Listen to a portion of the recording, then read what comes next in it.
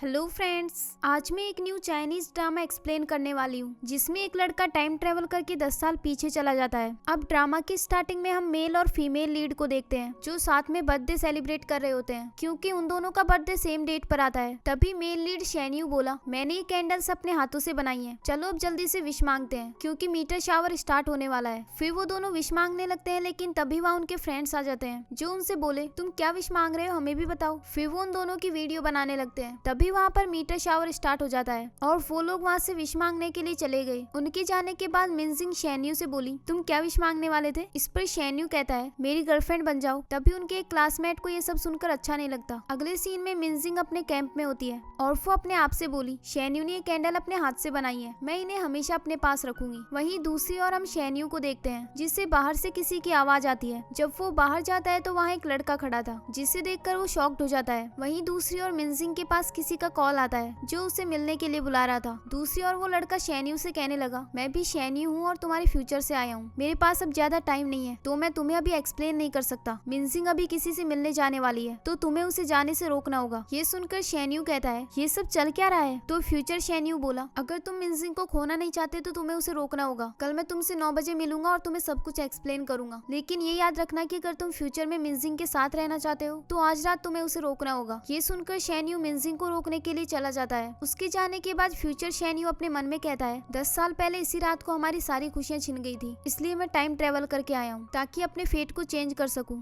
अब चाहे जो भी हो पर मैं मिनजिंग से मिलकर रहूंगा। अब हमें 2018 का सीन दिखाया जाता है जहाँ एक पुलिस ऑफिसर शेन्यू को बताता है कि इस लड़की की डेथ हो चुकी है, इसका नाम मिनजिंग है और इसके पास से तुम्हारी फोटो मिली है, क्या मैं जान सकता हूँ कि इसके साथ तुम्हारा क्या रिलेशन था? इस पर शेन्यू कहता है, ये मेरी गर्लफ्रेंड थी और हम कॉलेज में साथ में थे। पुलिस ऑफिसर बोला, तुम इससे लास्ट बार कब मिले थे? मिन्यू कहता है, 2008 में, उसके बाद मैं कभी उससे नहीं मिला। मुझे ये बताओ उसकी डेथ कैसे हुई? इस पर पुलिस ऑफिसर बोला, उसने सुसाइड कर ली, हमें कुछ दिन पहले उसकी बॉडी मिली थी, उसकी डेथ पानी में डूबने की वजह से हुई और उसने अपने हाथ में एक कैंडल पकड़ी हुई थी, जरूर वो उसके लिए बहुत इंपॉर्टेंट होगी। अगले सीन में शेन्यू अपने घर आ जाता है और वो 2008 की बर्थडे वाली वीडियो देख रहा था जब वो दोनों लास्ट बार मिले थे। फिर वो अपने मन में बोला, तुम उस रात के बाद अचानक से अब्रॉड चली गई और 10 साल मुझसे दूर रही, पता नहीं इन 10 साल में ऐसा क्या हुआ कि तुमने सुसाइड कर ली। फिर शेन्यू उस कैंडल को जला देता है जो मिन्यू ने अपने हाथ में पकड़ी हुई थी। तभी वहाँ पर मीटर शावर होता है जिससे वो टाइम ट्रेवल करके 10 साल पीछे चला जाता है। फिर जब उसकी आंखें खुलती है तो वो अपने आसपास देखकर शॉक्ड हो जाता है और अपने मन में कहने लगा, ये मेरे रूम को क्या हुआ है, ये 10 साल पहले जैसा क्यों लग रहा है? तभी उसे बैग से फोन रिंग होने की आवाज आती है जिसमें मिनजिंग का कॉल आया था जो उसे आज शाम को मिलने के लिए बुला रही थी। ये सब देखकर शेन्यू बहुत ज्यादा शॉक्ड हो गया था। फिर वो मिनजिंग से मिलने के लिए चला जाता है। तभी मिनजिंग वहाँ पर भागते हुए आती है और शेन्यू को भी अपने साथ साइड में छुपा लेती है क्योंकि वहाँ उसके प्रोफेसर उसे ढूंढने के लिए आ रहे थे। इसके बाद वो शेन्यू से कहने लगी, तुम लेट नाइट तक जाकर वीडियो गेम खेलते हो ना, तभी तुम इतने वियर्ड दिखने लगे हो। तभी शेन्यू उसे हक कर लेता है और उससे बोला, तुम अभी जिंदा हो, मैंने तुम्हें कितना मिस किया। इस पर मिनजिंग कहने लगी, मैं प्रोफेसर ली से छुप रही हूँ क्योंकि मैं पार्ट टाइम जॉब करने में बहुत बिजी थी,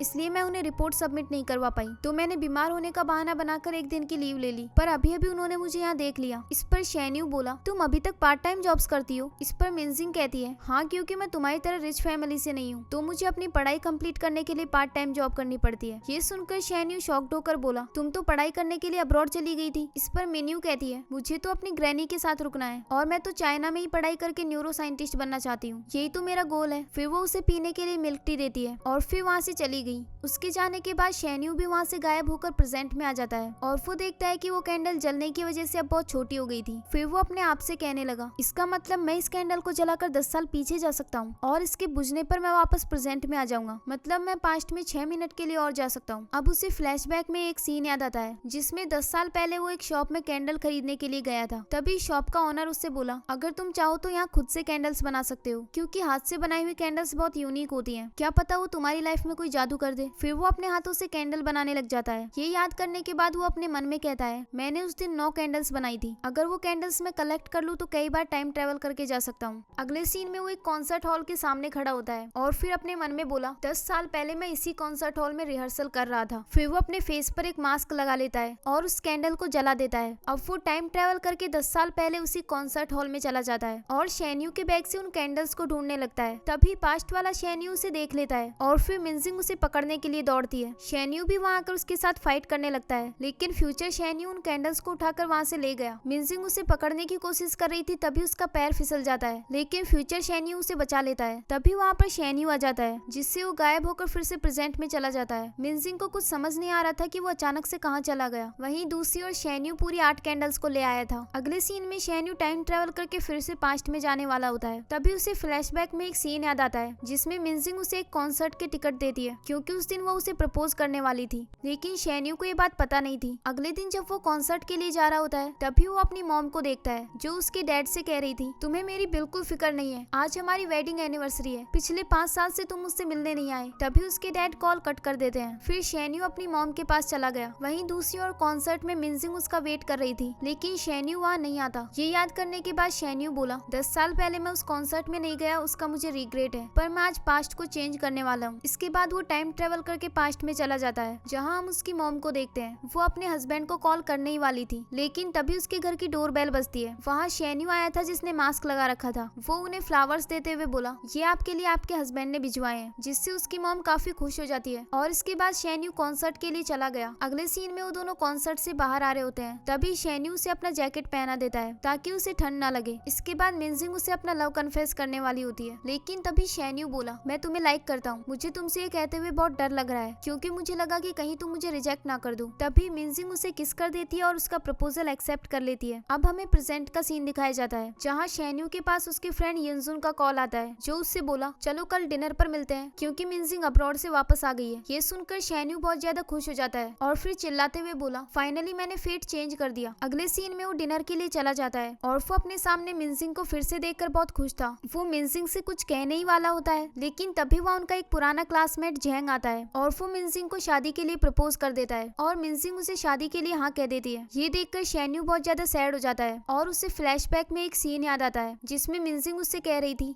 मैं अब तुमसे ब्रेकअप करना चाहती हूँ, क्योंकि मैं तो तुम्हें अब्रॉड जाने की अपॉर्चुनिटी पाने के लिए यूज कर रही थी, क्योंकि मैं एक ऑर्फन हूँ, तो मेरे लिए फ्यूचर से ज्यादा इंपॉर्टेंट और कुछ भी नहीं है। शेन्यू उसे रोकने की बहुत कोशिश करता है, लेकिन मिनजिंग बोली, मैं तो तुम्हें कभी लाइक नहीं करती थी। अब हम देखते हैं कि शेन्यू का फ्रेंड उसे उठाकर वहाँ से ले जाता है और तभी शेन्यू बेहोश हो गया। अगले सीन में जब उसकी आंख खुलती है तो वो हॉस्पिटल में होता है और वो उठकर मिनजिंग के पास जाने लगता है। तभी उसका फ्रेंड उसे रोकते हुए बोला, वो लड़की ऑलरेडी तुम्हें भूल चुकी है, यहाँ तक कि जब तुम बेहोश हुए तब भी उसे कोई फर्क नहीं पड़ा, तुम भूल गए कि उसने तुम्हें चीट किया था। इस पर शेन्यू बोला, नहीं वो ऐसी पर्सन नहीं है। ये कहकर वो वहाँ से जाने लगता है। तभी डॉक्टर उससे बोली, मुझे तुमसे कुछ बात करनी है। इसके बाद वो उसे बताने लगी, तुम्हारी टेस्ट रिपोर्ट्स आ गई हैं, तुम्हें ब्रेन ट्यूमर है, वो भी लास्ट स्टेज में, इसलिए तुम्हें सर्जरी की जरूरत है। ये सुनकर शेन्यू बोला, मेरे पास अब कितना टाइम बचा है? तो डॉक्टर बताती है कि 6 महीने। अगले सीन में शेन्यू अपनी लैब में जाता है, जहाँ पर वो अभी काम करता है। तो उसका फ्रेंड यिनजुन उससे बोला, तुम अभी अभी हॉस्पिटल से आए हो, तुम्हें रेस्ट करना चाहिए था। लेकिन शेन्यू कहता है कि मैं अभी बिल्कुल ठीक हूँ। इसके बाद वहाँ उनके प्रोफेसर आते हैं, जो उनसे कहने लगे, चलो मैं तुम्हें तुम्हारे नए कलीग से मिलवाता हूँ, जो स्कूल में तुम्हारा क्लासमेट था। शेन्यू देखता है कि उसका कलीग कोई और नहीं बल्कि जेंग है। अब हमें फ्लैशबैक में 2008 का एक सीन दिखाया जाता है, जिसमें शेन्यू मिनजिंग को उसके घर छोड़ने आया था। फिर उससे बोला, क्या अब से मैं तुम्हें डेली घर तक छोड़ने आ सकता हूँ, क्योंकि अब तुम मेरी गर्लफ्रेंड हो? तो मिनजिंग इसके लिए हाँ कह देती है और फिर शेन्यू उसे हक कर लेता है। जेंग उन दोनों को देख रहा होता है। उसे उन दोनों को साथ देखकर बिल्कुल अच्छा नहीं लगता, क्योंकि वो मिनजिंग को लाइक करता था। अगले सीन में जिन्यून शेन्यू से मिलने के लिए उसके घर आता है और उसके रूम का डोर नॉक करता है। तभी शेन्यू उससे बोला, क्या तुम टाइम ट्रेवल में यकीन करते हो? इस पर यिनजुन कहता है, हाँ हाँ मुझे पता है तुम एलियन हो, अब डोर तो खोलो। तभी शेन्यू कहने लगा, मुझे एक बहुत इंपॉर्टेंट काम करना है और तुम भी उसे बहुत जल्दी समझ जाओगे। फिर वो उस कैंडल को जलाकर फिर से पास्ट में चला जाता है और जब यिनजुन उसके रूम में आता है तो उसे शेन्यू वहाँ पर नहीं मिलता। वहीं दूसरी ओर हम शेन्यू को देखते हैं, जो अपने प्रोफेसर से मिलने गया हुआ था और फोन से कहने लगा, मैं आपसे एक क्वेश्चन पूछना चाहता हूँ। मेरी फर्स्ट रैंक आई थी और मैंने आपसे कहा था कि आप मेरी जगह मिनजिंग को अब्रॉड जाने दें, तो क्या वो सच में अब्रॉड जा रही है? इस पर प्रोफेसर कहने लगे, आज उसने अचानक से गिव अप कर लिया और उसने कहा कि तुम नहीं जाओगे तो वो भी नहीं जाएगी। इसके बाद शेन्यू वहाँ से गायब होकर फिर से प्रेजेंट में चला गया। अगले सीन में हम देखते हैं कि मिनजिंग अपना प्री वेडिंग फोटो शूट करवा रही होती है और तभी शेन्यू उससे मिलने के लिए आता है। वो शेन्यू को वहाँ देखकर वहाँ से जाने लगती है, लेकिन फिर वो उसे रोकते हुए बोला, क्या तुम सच में जेंग से शादी कर रही हो? क्या तुम उसे लाइक करती थी? तो मिनजिंग कहती है हाँ। फिर शेन्यू बोला, तो फिर मेरा क्या होगा? इस पर मिनजिंग कहने लगी, मैं तुम्हें अपना आंसर 10 साल पहले ही दे चुकी हूँ। मैंने कभी तुम्हें लाइक नहीं किया। मैं तुम्हारे साथ सिर्फ इसलिए थी ताकि मुझे अब्रॉड जाने का चांस मिल सके। फिर मिनजिंग बोला, मुझसे झूठ मत बोलो, तुम कभी अब्रॉड गई नहीं, तुमने तो उसी दिन गिव अप कर लिया था। लेकिन मिनजिंग उसे अवॉइड करके वहाँ से जाने लगती है। तो शेन्यू उसे रोकते हुए बोला, प्लीज मुझे आंसर दो कि तुमने मुझसे ब्रेकअप क्यों किया। तभी शेन्यू को अचानक से चक्कर आने लगते हैं और उसकी नाक से ब्लीडिंग भी शुरू हो जाती है। ये देखकर मिनजिंग उसकी ब्लीडिंग रोकने में हेल्प करने लगती है। तभी वहाँ पर झेंग आ जाता है, जो गुस्से में शेन्यू के पास जाकर बोला, तुम यहाँ क्या कर रहे हो? तभी शेन्यू मिनजिंग से कहता है, तुम भले ही मुझसे कुछ भी छुपा रही हो, लेकिन मैं बहुत जल्द सच का पता लगा लूंगा। ये कहकर वो वहाँ से चला गया। उसके जाने के बाद झेंग मिनजिंग से बोला, तुम भूल गई कि हमारे बीच क्या डील हुई थी? चाहे कुछ भी हो, पर अब सिर्फ तुम मेरी हो। शेन्यू को तुम पर शक होने लगा है, तो हमें जल्द से जल्द शादी कर लेनी चाहिए ताकि हम तुम्हारा सीक्रेट छुपा सके। तो मिनजिंग इसके लिए हाँ कह देती है। अगले सीन में यिनजुन शेन्यू के पास आता है और उससे बोला, क्या तुम सच में टाइम ट्रेवल करके पास्ट में चले गए थे? इस पर शेन्यू कहता है, हाँ, मेरे पास कुछ कैंडल्स हैं जिनको जलाकर मैं पास्ट में जा सकता हूँ, लेकिन अभी मेरे पास सिर्फ 5 कैंडल्स बची हैं जो 30 मिनट में बर्न हो जाएंगी, तो मैं सिर्फ 30 मिनट के लिए पास्ट में जा सकता हूँ। फिर उसका फ्रेंड बोला, तो तुम ये कहना चाहते हो कि मिनजिंग की ऑलरेडी डेथ हो चुकी थी और तुमने पास्ट में जाकर उसे रेस्क्यू किया? इस पर शेन्यू कहता है, हाँ, अगर मैं पास्ट में कुछ भी चेंज करूँ तो फ्यूचर ऑटोमेटिक चेंज हो जाता है और अब मुझे वो सच भी जानना है जो मिनजिंग मुझसे छुपा रही है। अगले सीन में वो फिर से पास्ट में चला जाता है जहाँ मिनजिंग शेन्यू से बात कर रही होती है। शेन्यू उससे पूछ रहा था कि तुम कहाँ पर हो, लेकिन मिनजिंग उससे झूठ बोलती है कि मैं काम कर रही हूँ। ये सब फ्यूचर शेन्यू देख रहा होता है और फिर अपने मन में बोला, ये अपनी पार्ट टाइम जॉब छोड़कर यहाँ क्या कर रही है? तभी वो देखता है कि लैब से एक लड़का बाहर आकर उसे कुछ पैसे देता है और उन्हें लेकर वो वहाँ से चली जाती है। तभी वो लड़का वहाँ पर फ्यूचर शेन्यू को देख लेता है और उससे बोला, तुम यहाँ क्या कर रहे हो? इस पर शेन्यू कहता है, क्या तुम मुझे जानते हो? तो वो लड़का बोला, हाँ, मैं तुम्हारा सीनियर हूँ, लेकिन आज तुम थोड़े मैच्योर लग रहे हो। मैं सिर्फ तुमको ही नहीं बल्कि तुम्हारे फादर को भी जानता हूँ, उन्होंने एक प्रोजेक्ट में मेरी हेल्प की थी। तभी शेन्यू उससे कहने लगा, अभी मैंने यहाँ मिनजिंग को देखा, क्या तुम दोनों एक दूसरे को जानते हो? तो उसका सीनियर कहने लगा, मैंने ब्लड डोनेशन ऑर्गेनाइज किया है। मिनजिंग को कुछ पैसे चाहिए थे, इसलिए उसने ब्लड डोनेट किया क्योंकि उसे अपने बॉयफ्रेंड को बर्थडे पर गिफ्ट देना है। पता नहीं कौन होगा वो लकी लड़का जिसे इतनी प्रीटी लड़की मिली है। तो शेन्यू उसे बताता है कि मैं ही उसका बॉयफ्रेंड हूँ। ये कहकर वो वहाँ से चला गया। अगले सीन में शेन्यू फिर से अपने बर्थडे वाली वीडियो देख रहा था और तभी वो उस वीडियो में देखता है कि मिनजिंग किसी से मिलने के लिए जा रही थी। फिर वो मिनजिंग की फ्रेंड के पास कॉल करके कहता है, क्या 10 साल पहले मेरे बर्थडे वाले दिन मिनजिंग किसी से मिलने गई थी? तो उसकी फ्रेंड बोली, ये काफी पुरानी बात है तो मुझे याद नहीं है। अब हमें 10 साल पहले का सीन दिखाया जाता है जिसमें शेन्यू अपने कैंप में होता है और तभी उसे बाहर से किसी की आवाज आती है। जब वो बाहर जाता है तो देखता है कि वहाँ फ्यूचर शेन्यू टाइम ट्रेवल करके आ चुका था, जिसे देखकर शेन्यू शॉक्ड हो जाता है। वहीं दूसरी ओर मिन्यू के पास उसी सीनियर का कॉल आता है जो उसे मिलने के लिए बुला रहा था। वहीं दूसरी ओर शेन्यू उससे कहता है, मिनजिंग थोड़ी देर में यहाँ से कहीं जाने वाली है, तो तुम्हें उसे जाने से रोकना होगा। अगर तुम उसको खोना नहीं चाहते तो तुम्हें ये करना पड़ेगा। इसके बाद शेन्यू उसे रोकने के लिए चला जाता है और फिर पेट में दर्द होने का नाटक करने लगता है ताकि मिनजिंग वहीं रुक जाए। फिर वो उससे कहने लगा, टेंट में मेरी मेडिसिन रखी है, तुम उसे लेकर आओ। मिनजिंग वहाँ पर मेडिसिन ढूंढती है लेकिन उसे नहीं मिलती। तो शेन्यू कहने लगा, तुम मेरे पास रुक जाओ, मुझे इससे काफी बेटर फील हो रहा है। ये सुनकर मिनजिंग समझ जाती है कि वो पेट दर्द होने का नाटक कर रहा है। वहीं दूसरी ओर फ्यूचर शेन्यू उस जगह पर गया था जहाँ मिनजिंग किसी से मिलने आने वाली थी और फिर वो अपने मन में कहने लगा, यहाँ मिनजिंग से मिलने कौन आने वाला है और वो अभी तक आया क्यों नहीं?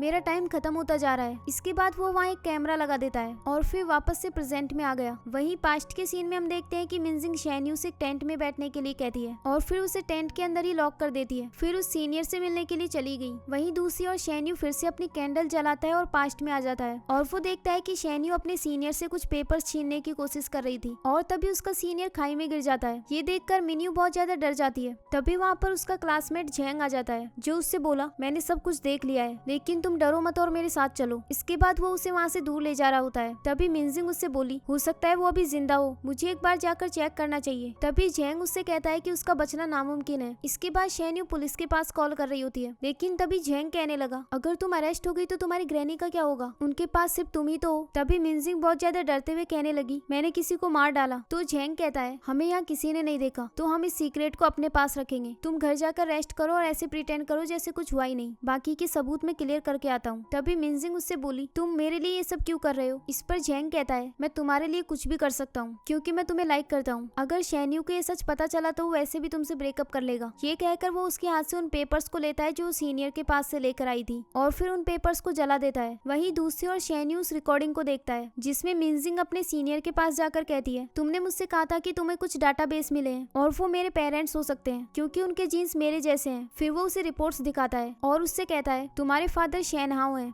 शेन्यू उनका बेटा नहीं है, शेन्यू का डीएनए उसके पेरेंट्स से मैच नहीं करता। ये सुनकर मिनजिंग कहने लगी ऐसा कैसे हो सकता है, तुम एक बार फिर से टेस्ट करो। तो सीनियर बोला मैं 3 बार टेस्ट कर चुका हूँ, शेन फैमिली का चाइल्ड शेन्यू नहीं बल्कि तुम हो। ये सुनकर मिनजिंग कहने लगी शेन्यू ये बात कभी एक्सेप्ट नहीं कर पाएगा, तो मैं उसे ये सच पता नहीं लगने दूंगी, वरना वो अपना सब कुछ खो देगा। प्लीज तुम ये बात किसी को मत बताना, मैं अपनी ग्रैनी के साथ रहकर ही खुश हूँ। लेकिन सीनियर कहता है नहीं, मिस्टर शेन मेरे प्रोफेसर है और उन्होंने मेरे लिए बहुत कुछ किया है, तो मैं उन्हें एक झूठी लाइफ नहीं जीने दूंगा, कल ही मैं उनसे मिलकर सब कुछ बता दूंगा। ये कहकर वो वहाँ से जाने लगता है। तभी शेन्यू उन रिपोर्ट्स को उससे छीनने लगती है, जिसकी वजह से एक्सीडेंटली उसका सीनियर नीचे खाई में गिर जाता है। ये सब देखने के बाद शेन्यू फिर से प्रेजेंट में आ जाता है और उसे बहुत तेज चक्कर आने लगते हैं, जिसकी वजह से वो बेहोश हो जाता है। और वहीं पास्ट में हम मिनजिंग को देखते हैं, वो उस गिफ्ट को पानी में फेंक देती है जो उसने शेन्यू के लिए लिया था। उसकी जब आंखें खुलती है तो वो अपने रूम में होता है और तभी उसका फ्रेंड उससे कहने लगा मिनजिंग जैंग से शादी करने वाली है, तुम मुझे बताओ वो कैंडल्स कहाँ पर है। अब तुम्हारी जगह मैं पास्ट में जाऊंगा क्योंकि तुम्हारी कंडीशन ठीक नहीं है। इस पर शेन्यू बोला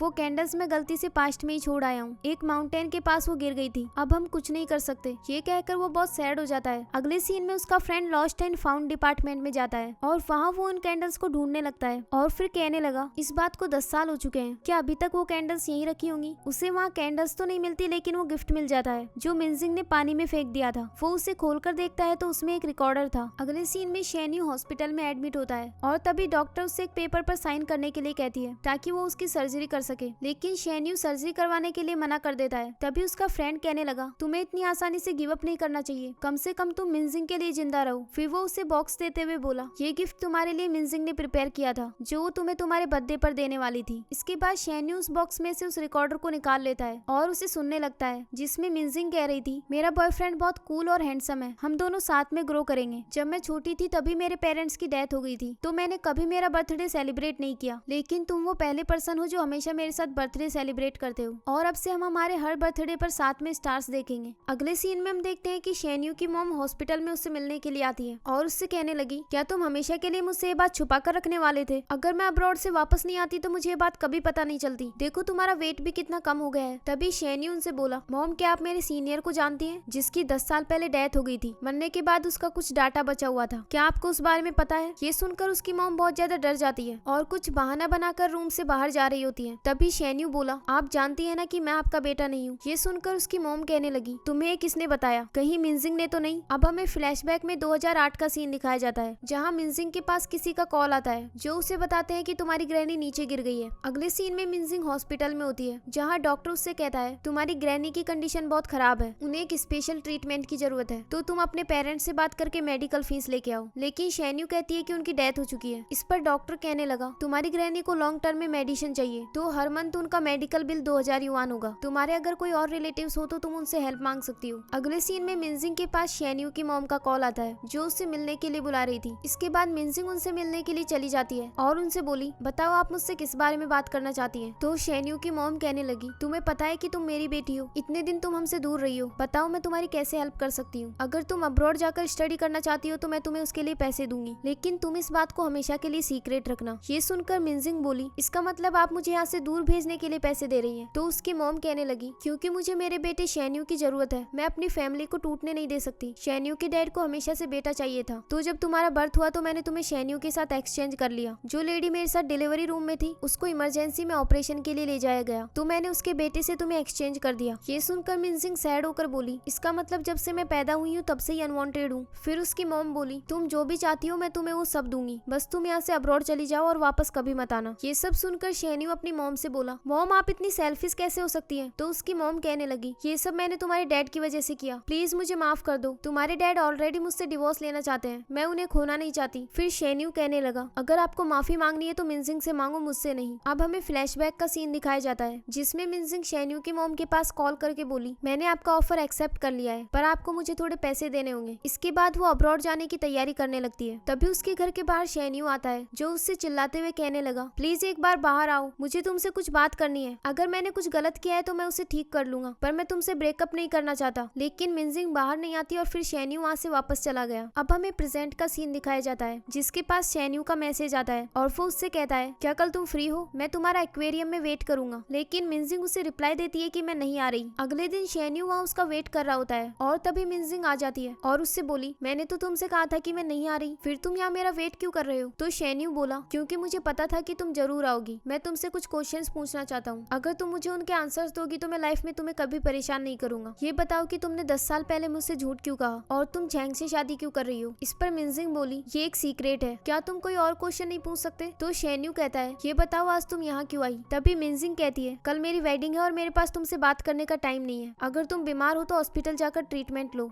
ये कहकर वो वहाँ से जाने लगती है। तभी शेन्यू उससे कहता है, मैं कहीं दूर जा रहा हूँ और वापस कभी नहीं आऊंगा। तुम मुझे भूल जाना और एक अच्छी लाइफ जीना। इस पर मिनजिंग हाँ कहकर वहाँ से चली जाती है। अगले सीन में शेन्यू अपने ऑपरेशन के लिए साइन कर देता है और अपने फ्रेंड से बोला, तुम्हारी डॉक्टर वाइफ से कहना कि मुझे एक अच्छी डेथ दे। तो उसका फ्रेंड बोला, मेरा यकीन करो तुम्हें कुछ नहीं होगा। वैसे क्या तुम सच में मिनजिंग को कुछ नहीं बताने वाले। तो शेन्यू कहता है, नहीं, मैं उसे अपनी वजह से सफर नहीं करने देना चाहता। अगले सीन में हम देखते हैं कि मिनजिंग वेडिंग के लिए रेडी हो जाती है और वहीं दूसरी ओर शेन्यू को ऑपरेशन के लिए ले जाया जाता है। थोड़ी देर बाद डॉक्टर ऑपरेशन रूम से बाहर आती है और उन्हें बताती है कि शेन्यू की डेथ हो चुकी है। ये सुनकर उसकी मॉम और फ्रेंड बहुत ज्यादा रोने लगते हैं। वहीं दूसरी ओर हम देखते हैं कि मिनजिंग और झैंग की शादी होने वाली होती है और तभी उनके प्रोफेसर के पास किसी का कॉल आता है, जिससे उन्हें पता चलता है कि शेन्यू की डेथ हो चुकी है। ये सुनकर मिनजिंग को बहुत बड़ा शॉक लगता है और वो अपनी वेडिंग छोड़कर शेन्यू से मिलने के लिए चली गई। जब वो वहाँ जाती है तो यिनजुन उसे बताता है कि शेन्यू की डेथ हो चुकी है। शेन्यू तुम्हारे लिए गिफ्ट छोड़कर गया है। उसने कहा था कि मैं इसे तुम्हारे बर्थडे पर दूं, लेकिन मैं ये तुम्हें अभी दे रहा हूँ। फिर मिनजिंग उस बॉक्स को खोलती है जिसमें एक रिकॉर्डर था। उसमें शेन्यू मिनजिंग को हैप्पी बर्थडे विश करते हुए कहता है, मैं अब तुमसे बहुत दूर चला गया हूँ और यहाँ पर काफी खुश हूँ। मेरी बहुत जल्द शादी होने वाली है। आई एम सॉरी, मैं तुम्हें इन्विटेशन नहीं भेज सकता। अब मैं तुमसे प्यार भी नहीं करता, तो प्लीज मुझे मिस मत करना और मुझे भूल जाना। शायद अब हम फ्यूचर में कभी ना मिले। भले ही मैं कहीं भी हूँ, लेकिन तुम्हें हमेशा ब्लेसिंग्स दूंगा। ये सुनकर मिनजिंग बहुत ज्यादा रोने लग जाती है। अब हमें 2008 का सीन दिखाया जाता है, जिसमें शेन्यू अपने फ्रेंड को बताता है कि फ्यूचर शेन्यू मुझसे मिलने के लिए आया था और उसने कहा कि मैं मिनजिंग को किसी से मिलने जाने से रोकूं, लेकिन मैं उसे रोक नहीं पाया और फिर अगले ही दिन मिनजिंग ने मुझसे ब्रेकअप कर लिया। जरूर फ्यूचर शेन्यू को इसका रीजन पता होगा। उसने कहा था कि वो अगले दिन फिर से आकर मुझे रीजन बताएगा, लेकिन वो आया ही नहीं। कहीं ऐसा तो नहीं कि उसकी डेथ हो गई हो। अब हमें प्रेजेंट का सीन दिखाया जाता है, जहाँ शेन्यू का फ्यूनरल हो रहा होता है। वहीं दूसरी ओर हम मिनजिंग को देखते हैं, जो एक लेक के पास जाती है। उसे शेन्यू के साथ बिताए हुए कुछ मोमेंट्स याद आते हैं और फिर वो लेक में कूदकर सुसाइड कर लेती है। अगले सीन में शेन्यू का फ्रेंड अपने मन में बोला, आई एम सॉरी, मैंने अपना प्रॉमिस तोड़ दिया। मैं तुम्हें बचा नहीं पाया। मुझे उन कैंडल्स पर विश्वास नहीं करना चाहिए था। अगर मैंने तुम्हारा टाइम पर इलाज करवाया होता तो शायद तुम बच जाते। तभी उसे अचानक से फ्लैशबैक में एक सीन याद आता है, जिसमें वो शेन्यू से कहता है, मुझे फ्यूचर शेन्यू का एक नोट मिला है। फिर वो उसे उस नोट को दिखाता है, जिसे देखकर उन्हें पता चलता है कि फ्यूचर शेन्यू को कैंसर है। ये याद करने के बाद यिनजुन शेन्यू की फोटो के पास जाता है और उससे कहने लगा, तुम ऐसे मर नहीं सकते। तभी उसकी वाइफ उसे रोकते हुए बोली, ये शेन्यू थोड़ी है, ये तो हमारे प्रोफेसर थे।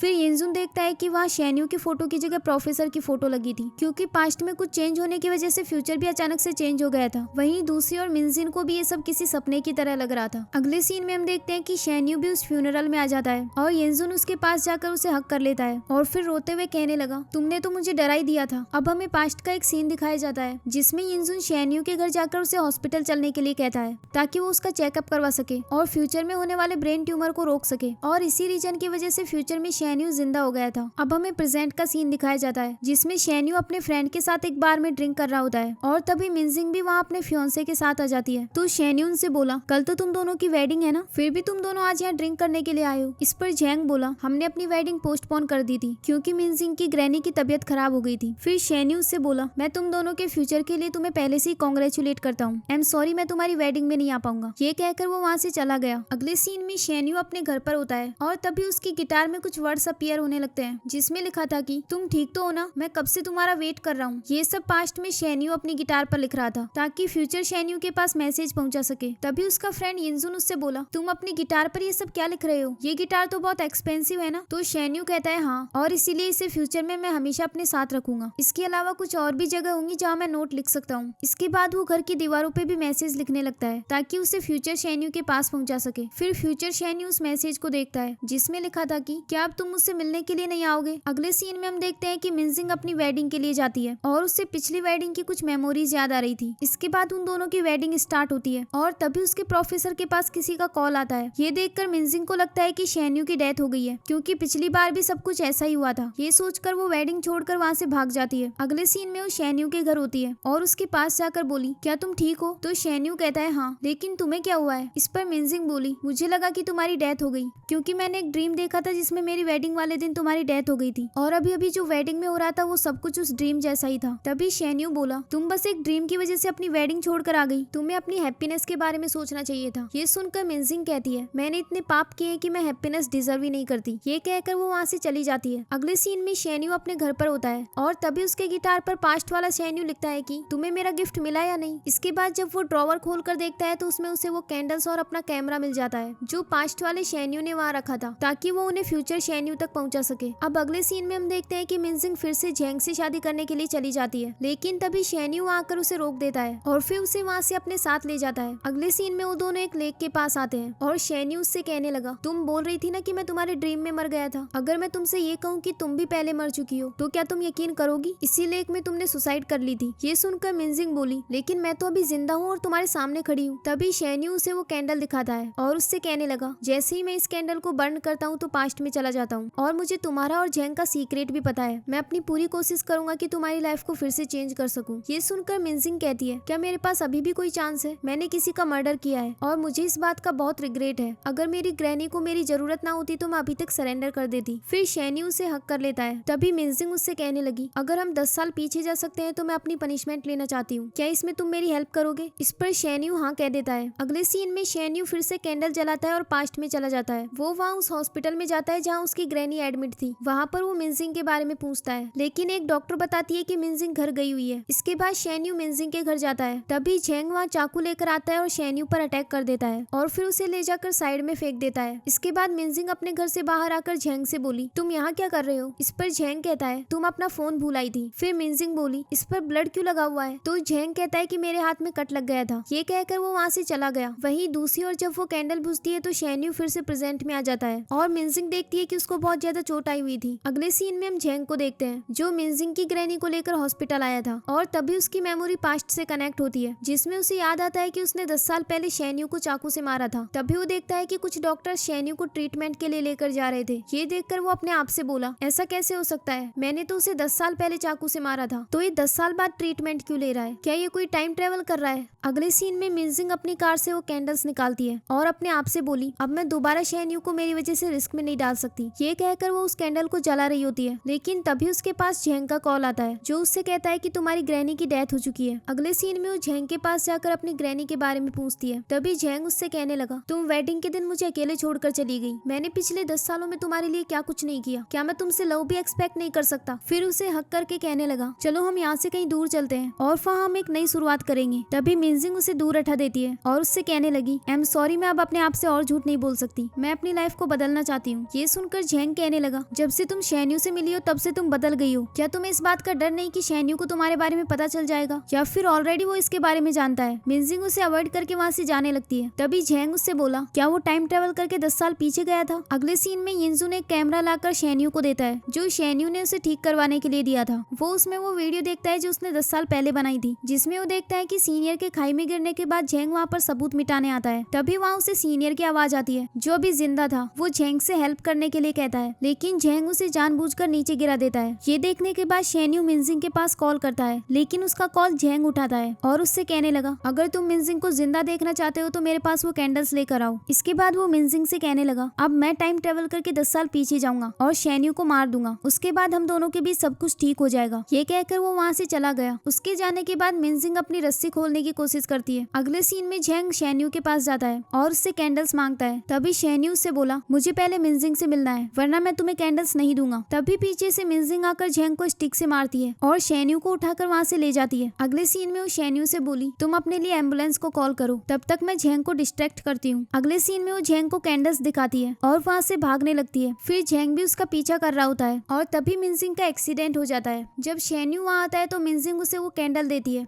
और इसके बाद उसकी डेथ हो जाती है। अगले सीन में शेन्यू ड्रिंक कर रहा होता है। तभी यिंजुन उसके पास आकर बोला, पुलिस झेंग को ढूंढ रही है, उसे उसके खिलाफ सारे सबूत मिल गए हैं, मिनजिंग को इंसाफ जरूर मिलेगा। तभी शेन्यू फिर से कैंडल जलाने लगता है ताकि फिर से पास्ट में जाकर मिनजिंग को जिंदा कर सके, लेकिन यिंजुन उसे रोक देता है और उससे कहने लगा, तुम अब से पहले भी मिनजिंग को बचा चुके हो, लेकिन उसकी फिर से डेथ हो गई। इसका मतलब यह है कि तुम डेस्टिनी को कभी चेंज नहीं कर सकते और मैं तुम्हें खोना नहीं चाहता। इसके बाद वो उस कैंडल को ले जाकर डिस्ट्रॉय करने वाला होता है, लेकिन इससे पहले ही वो कैंडल उसके हाथ से गायब हो जाती है। अब हमें फ्लैशबैक में 2008 का एक सीन दिखाया जाता है जिसमें झेंग शेन्यू के घर नोट्स लेने के लिए आया था और जब वो नोट्स ढूंढता है तब उसे वहाँ शेन्यू की डायरी मिलती है जिसमें उसने फ्यूचर शेन्यू के लिए मैसेज लिख रखे थे और साथ में उन कैंडल्स के बारे में भी भी लिख रखा था। फिर वो उन कैंडल्स को निकाल कर अपने साथ ले जाता है। अगले सीन में हम देखते हैं कि वो सब मिनजिंग के फ्यूनरल में आए होते हैं। तभी शेन्यू अपने फ्रेंड से बोला, मुझे ऐसा लगता है कि किसी ने पास्ट में मेरी कैंडल्स चुराई हैं। तभी वो हमारे पास से डिसअपियर हो गई और ये सब झेंग के अलावा और कोई नहीं कर सकता। अगर उसके पास वो कैंडल्स हुई तो वो जरूर पास्ट में जाकर मुझे मारने की कोशिश करेगा। तभी मिनजिंग की फ्रेंड उन्हें बताती है कि अभी झेंग अपनी फैमिली की वर्कशॉप में है और पुलिस उसे अरेस्ट करने के लिए जा रही है। अगले सीन में हम देखते हैं कि झेंग उन कैंडल्स को ढूंढ रहा था क्योंकि 10 साल पहले उसने उन कैंडल्स को वहीं छुपा कर रखा था। फिर उसे याद आता है कि उसने वो कैंडल्स बेड के नीचे छुपाई थी, जिन्हें वो वहाँ से निकाल लेता है। फिर वो उसे जलाकर पास्ट में चला गया और जब पुलिस वहाँ पहुँचती है तो देखती है कि झेंग वहाँ पर नहीं था। वहीं झेंग पास्ट में जाकर शेन्यू के पास कॉल करता है और उससे कहने लगा, तुम्हें पता है मिनजिंग इस वक्त कहाँ है। इसके बाद शेन्यू मिनजिंग को ढूंढने के लिए उसकी बताई हुई जगह पर आ जाता है और तभी झेंग उस पर पीछे से अटैक कर देता है। फिर उसे पानी में डुबोकर मारने लगता है। अब हमें प्रेजेंट का सीन दिखाया जाता है जहाँ शेन्यू उस वर्कशॉप में पहुंच जाता है और उस कैंडल को बुझा देता है, जिसकी वजह से झेंग फिर से प्रेजेंट में आ जाता है और फिर उससे कहता है, तुम्हारे पास सिर्फ जीने के लिए कुछ ही मिनट है क्योंकि थोड़ी देर में तुम पास्ट में मरने वाले हो और फिर तुम फ्यूचर से भी डिसअपियर हो जाओगे। इसके बाद पुलिस उसे ले जाती है, लेकिन फिर शेन्यू भी टाइम ट्रेवल करके पास्ट में चला जाता है और पास्ट वाले शेन्यू को बचा लेता है। जब शेन्यू को होश आता है तो वो फ्यूचर शेन्यू से बोला, झेंग मुझे मारने की कोशिश कर रहा था, क्या मैं और मिनजिंग फ्यूचर में साथ रहेंगे। तो फ्यूचर शेन्यू इस पर मना कर देता है। फिर शेन्यू उससे बोला, तुम मुझे बताओ मैं फ्यूचर को चेंज करने के लिए क्या कर सकता हूँ, मैं सब कुछ करने के लिए तैयार हूँ। तो फ्यूचर शेन्यू बोला, अगर तुम फ्यूचर में मिनजिंग के साथ रहना चाहते हो तो अभी तुम्हें बहुत बड़ी कुर्बानी देनी होगी। तो शेन्यू इसके लिए हाँ कह देता है। अगले सीन में वो शेन्यू को वहाँ से भेज रहा होता है और साथ में उसे वो कैमरा देते हुए बोला, इसमें वो सारे सबूत है जिसमें तुम्हें पता चलेगा कि मिनजिंग ने तुमसे ब्रेकअप क्यों किया। जो भी हुआ इस सब में ना तो तुम्हारी गलती है और ना ही मिनजिंग की। मिनजिंग चाहे कितनी भी कोशिश करे लेकिन तुम उसे अपने आप से दूर मत होने देना क्योंकि वो तुमसे बहुत ज्यादा प्यार करती है। इसके बाद शेन्यू वहाँ से चला गया। इसके बाद वो मिनजिंग के पास जाता है और रोते हुए उससे बोला, तुमने मुझसे ये सब क्यों छुपाया। तो मिनजिंग कहने लगी, मैंने किसी का मर्डर किया है, अब हम दोनों का साथ में कोई फ्यूचर नहीं। फिर शेन्यू उससे कहता है, मेरे पास सबूत है, सीनियर को तुमने नहीं बल्कि झेंग ने मारा था। फिर वो उसे उस वीडियो को दिखाता है जिसे देखकर मिनजिंग बहुत ज्यादा खुश हो जाती है।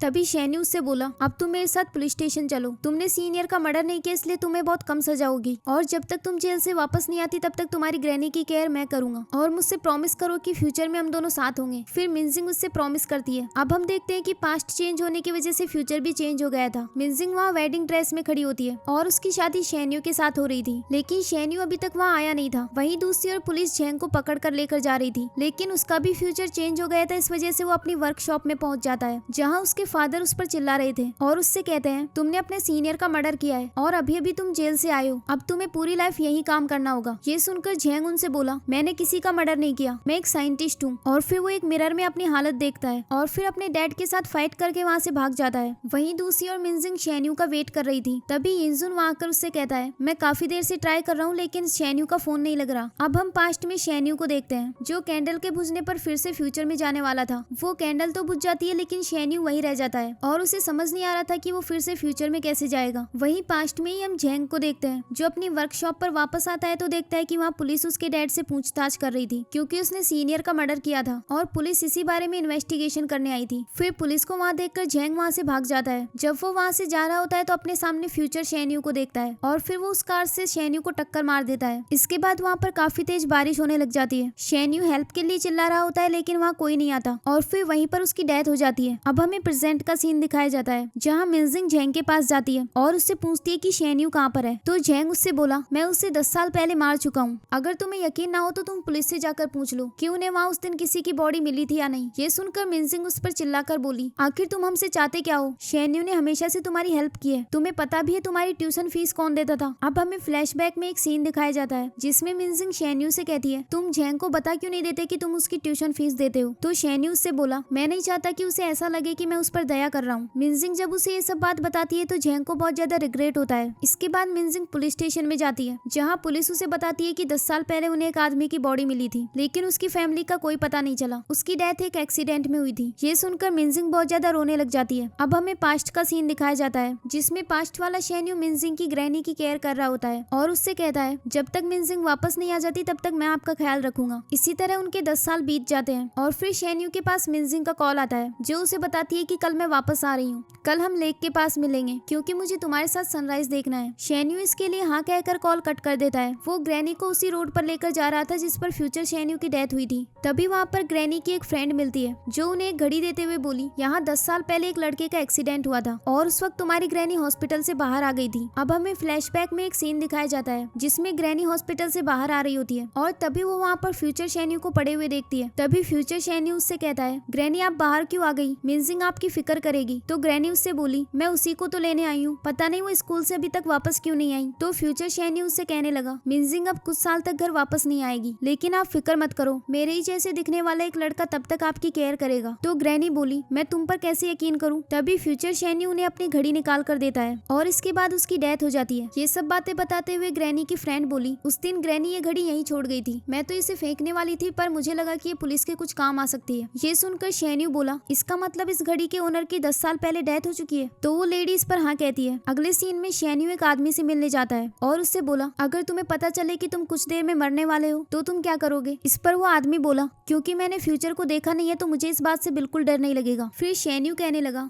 मुझे डर है कि मैं अपने फ्यूचर को फिर से चेंज नहीं कर सकता। इस पर वो आदमी कहता है, किसने कहा तुम फिर से मिरेकल नहीं कर सकते? तभी शेन्यू को फ्यूचर शेन्यू की कही हुई एक बात याद आती है जिसमें उसने कहा था कि पास्ट में तुम जो कुछ भी करोगे उससे फ्यूचर चेंज होता रहेगा। ये याद करने के बाद वो उस आदमी से बोला, तुम बिल्कुल सही कह रहे हो, मुझे फ्यूचर के बारे में ना सोचकर अपने प्रेजेंट पर ध्यान देना चाहिए। अगले सीन में हम मिनजिंग को देखते हैं जो उस लेक के पास खड़ी होकर शेन्यू का वेट कर रही थी और उसके हाथ में वो कैंडल भी थी। फिर वो अपने आप से बोली, 10 साल पहले तुमने मुझे प्रपोज किया था और आज मेरी बारी है। तभी उसका पैर फिसल जाता है और वो लेक में गिरने वाली होती है, लेकिन शेन्यू वहाँ आकर उसे बचा लेता है और इसी के साथ ही इस ड्रामा की हैप्पी एंडिंग होती है। आपको ये ड्रामा कैसा लगा कमेंट्स में जरूर बताना। Thanks for watching.